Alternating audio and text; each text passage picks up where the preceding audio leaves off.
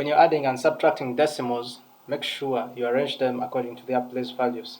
Align the decimal points together so that it makes it easier to add and subtract. Let's look at these numbers.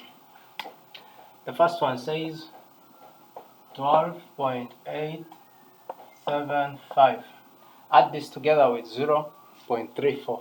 Now you make sure the the decimal points align themselves together so that it will be easy. So you have 0.34. Then you add this together. 5 plus 0. In this case, we can just add 0 because it doesn't change the meaning of the numbers. So we shall have 5 plus 0. That will be 5. 7 plus 4. That will be 11. So we write 1. You carry 1. 1 plus 8, that will be 9, plus 3, that will be 12. You write 2, then you put the decimal point.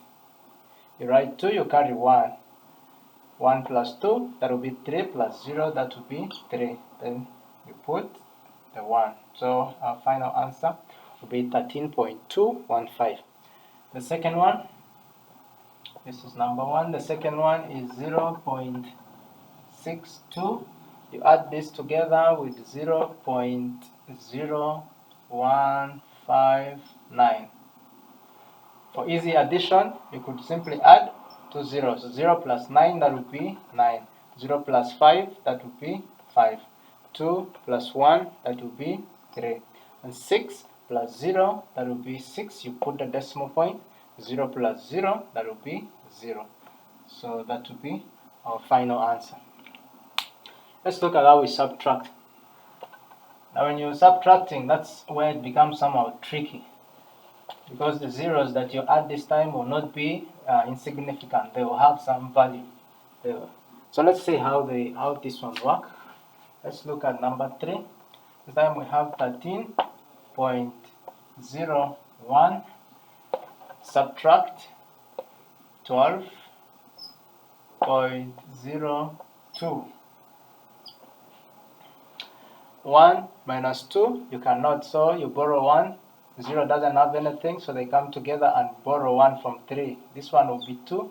It gives 1 to this, making this 10. Now 10, 1 borrowed 1 for borrowed 1 from 10. Now this will remain 9. We gave this 1, making 1 11. 11 minus 2, that will be 9. This one is left 9, so 9 minus 0. This one will be 9. And you put the decimal point. This is left 2. So 2 minus 2, that will be 0.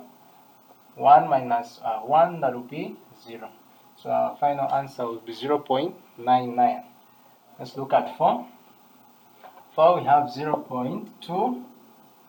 Take away 0.15.